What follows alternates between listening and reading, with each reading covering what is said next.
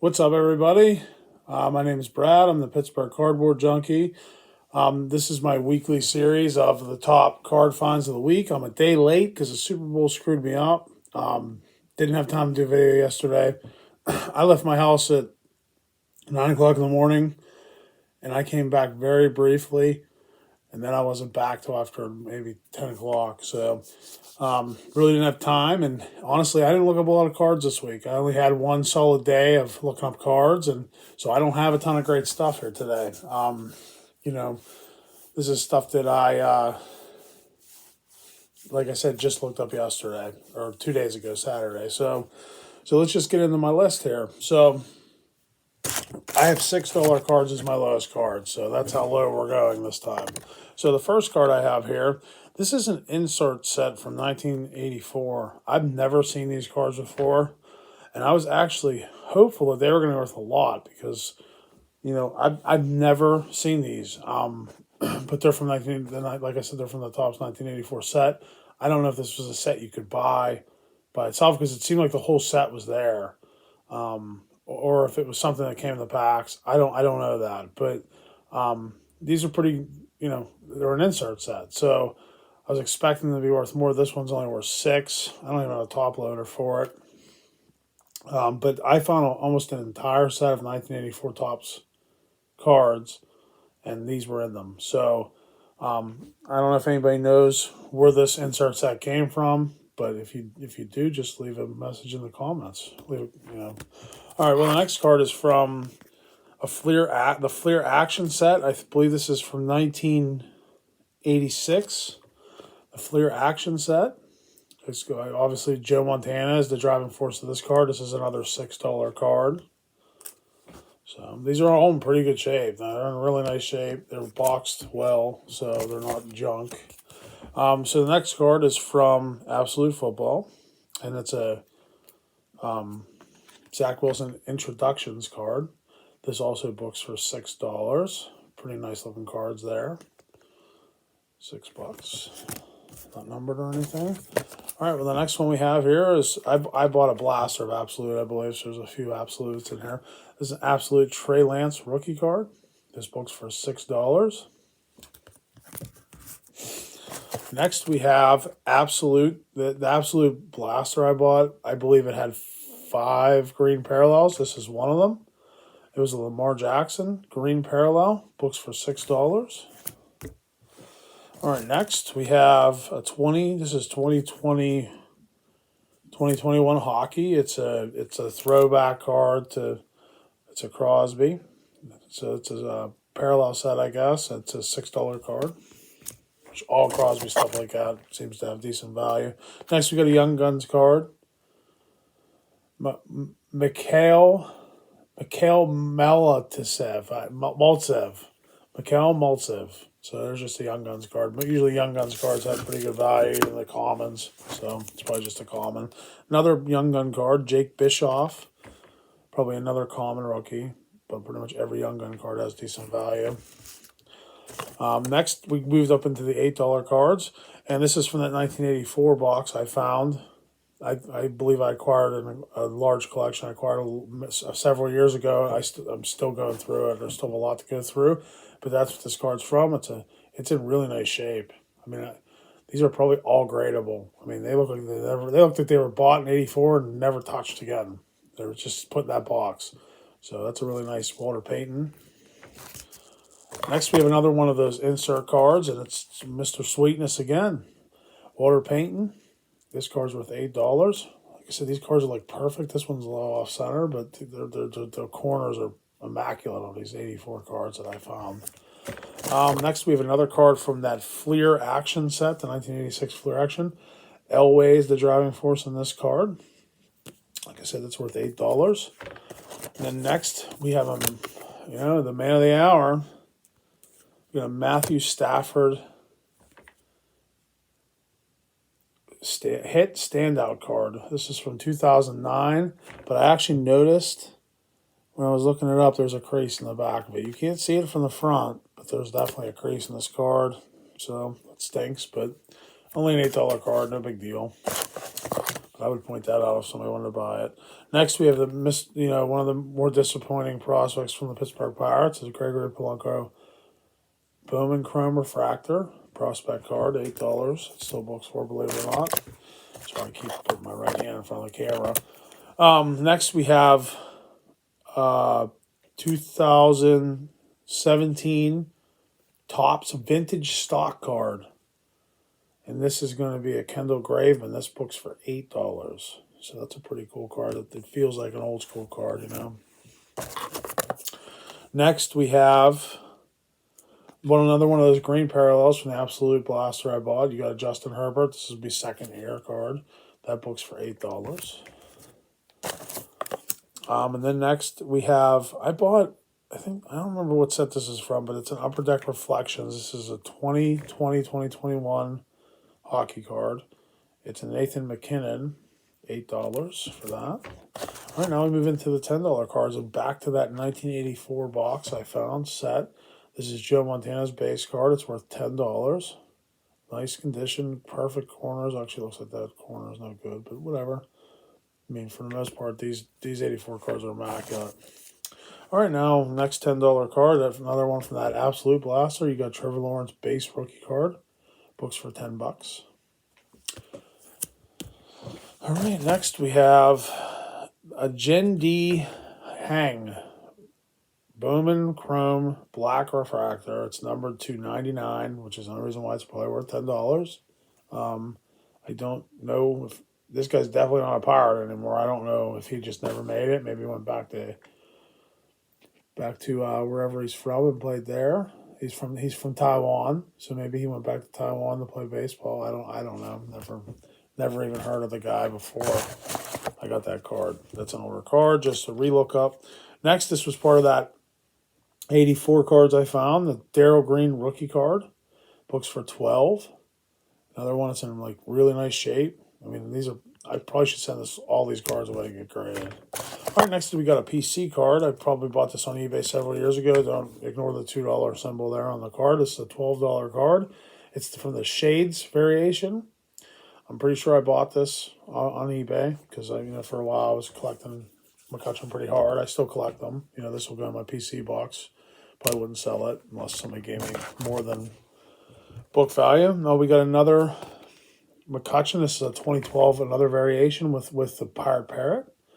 It's a pretty cool card. He's wearing the Homestead Grays jersey, which was a Negro League team here many years ago.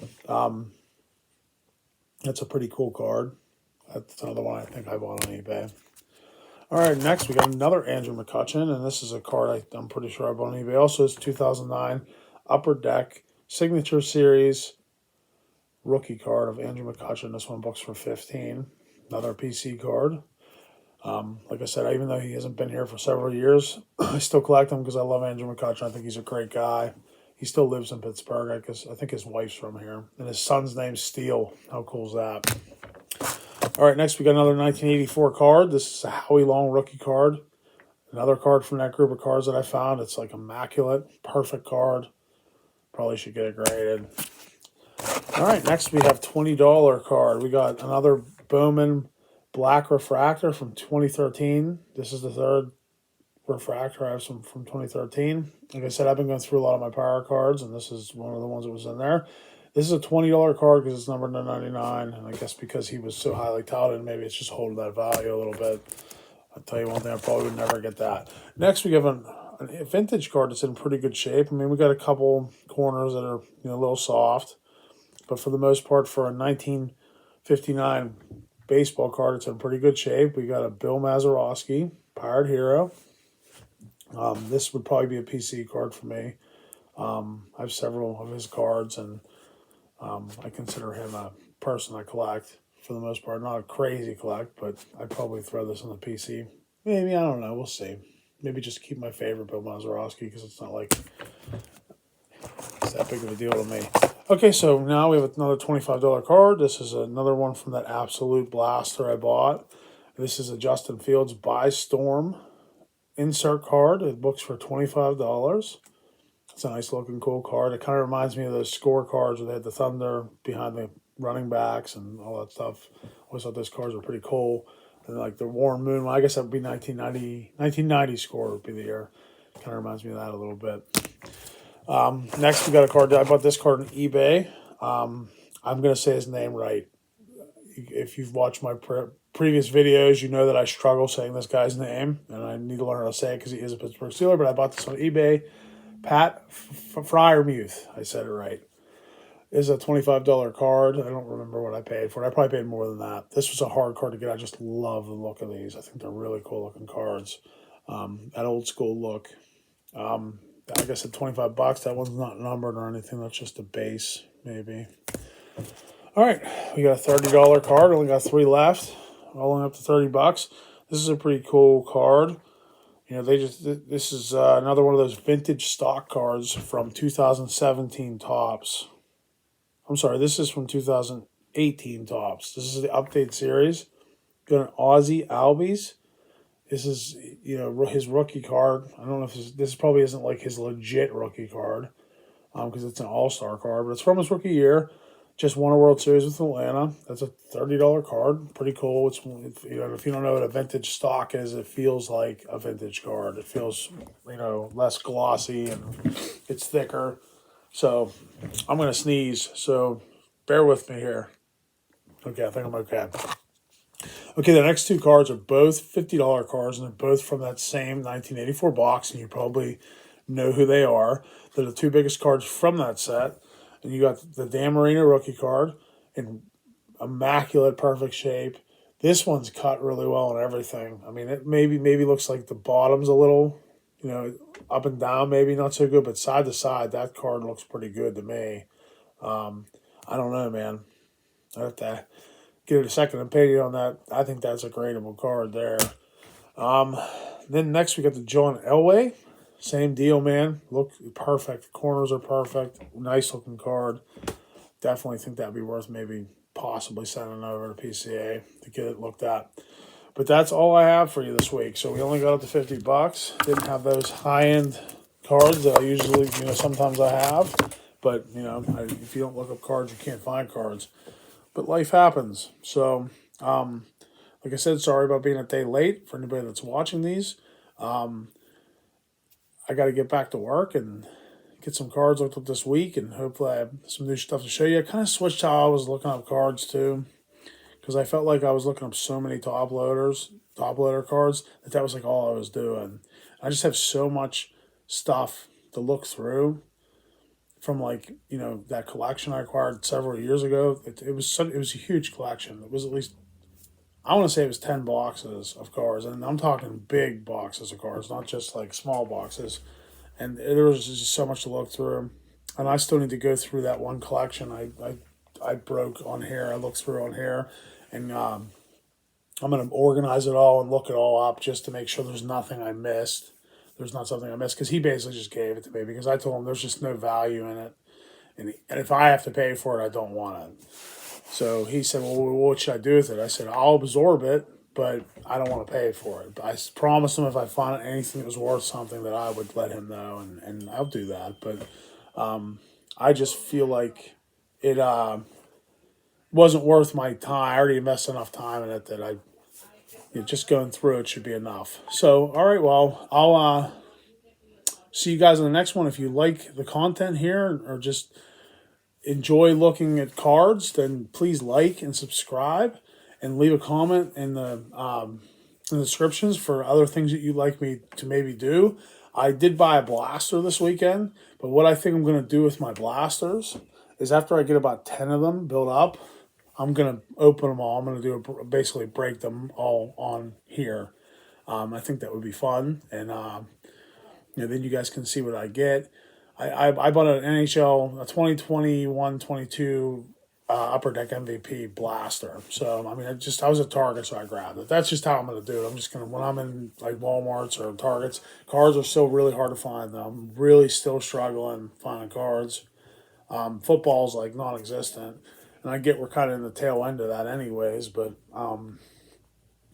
it's just, if it's at these places, it doesn't last very long. And it's unfortunate the way things are right now, but people are just buying up entire shelves and they're selling them on eBay. And like I've said in the past, I'm a flipper, but there's a difference between, in my opinion, if you buy stuff on clearance and it still has value. There's a difference to me.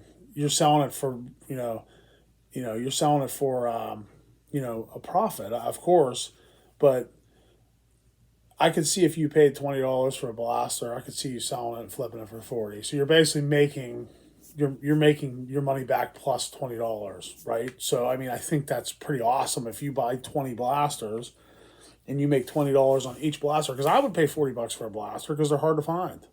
But I'm not paying $80 to $100 for a blaster. That's crazy, in my opinion. And that's what some people are charging. So, I'm pretty much to the point where I'd rather not buy this year than pay those kinds of prices. A lot of people say that you're just mad because you're poor, and that's fine if that's how you feel. I think I'm just not gullible. And I think that, you know, card collecting, in my life, I've gone through phases. Like there's some years I bought, and then there's other years I didn't. And last year, honestly, was a really good year to buy because there's so many good young quarterbacks. But we see how 2012 worked out. 2012 there's so many good quarterbacks here, and who's left? Tannehill's cards aren't really worth a lot. He's still in the league, but Griffin's gone, Luck's gone. Russell Wilson won one Super Bowl. His stuff's worth some money, but still only one Super Bowl. And Kirk Cousins, that was supposed to be like the big class. So like, and really it hasn't panned out. So I bought a lot of cars in 2012, and I had a lot of Lucks and RG3s, and they're all worthless now. So I always tell everybody invest, but sometimes when you invest, you lose. So I'll just leave you at that. And like I said, please like and subscribe. I would love to get to the point where we do live breaks on here.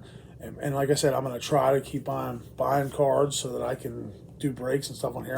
I'm hopeful to at least have, by the end of the month, I'm going to try to do maybe the beginning of each month, whatever I've acquired or bought pack-wise, I'm going to open. So it's going to be difficult for me because I love opening cards, but I think it'd be fun to just do them all at once instead of, as soon as I get them. So hopefully we definitely see you next week, but hopefully at the end of the month we'll have a decent amount of cards to break open so that we can see what I'll get. All right, guys, thanks.